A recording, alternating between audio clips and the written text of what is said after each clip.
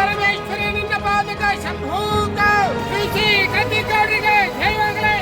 ಬಾಗಲಕೋಟೆಯಿಂದ ಸತತ 4 ಬಾರಿ ಸಂಸದರಾಗಿರುವ, ಲೋಕಸಭೆಗೆ 5ನೇ ಬಾರಿ ಬಿಜೆಪಿಯಿಂದ ಲೋಕಸಭಾ ಅಭ್ಯರ್ಥಿಯಾಗಿ ಸ್ಪರ್ಧಿಸಿರುವ ಪಿಸಿ ಗದ್ದಿಗೌಡರ್ ಗೆಲುವಿಗಾಗಿ ಅವರ ಅಭಿಮಾನಿಯೊಬ್ಬ ಬರೋಬ್ಬರಿ 3 ಕಿಲೋಮೀಟರ್ ದೀರ್ಘದಂಡ ನಮಸ್ಕಾರ ಹಾಕಿರುವಂತಹ ಘಟನೆ ನಡೆದಿದೆ.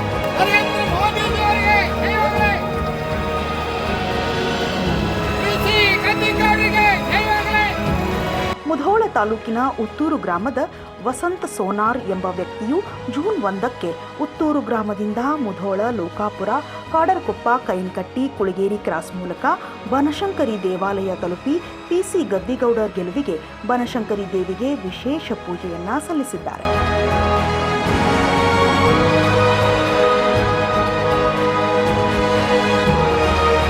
ಬನಶಂಕರಿ ದೇವಿ ದೇವಸ್ಥಾನಕ್ಕೆ ಸಮರ್ಪಿಸುತ್ತಿದ್ದಂತೆ ಅಭಿಮಾನಿಯನ್ನು ನೋಡಲು ಬಂದ ಪಿಸಿ ಗದ್ದಿಗೌಡರ್ ಮತ್ತು ಬಿಜೆಪಿ ಮುಖಂಡರು ಕಾಲ್ನಡಿಗೆಯಿಂದ ವಸಂತ್ ಸೋನಾರ್ಗೆ ಸಾಥ್ ನೀಡಿದರು.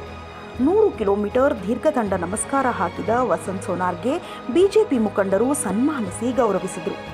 ವಿಜಯ ಧ್ವನಿ ನ್ಯೂಸ್, ಬಾಗಲಕೋಟೆ.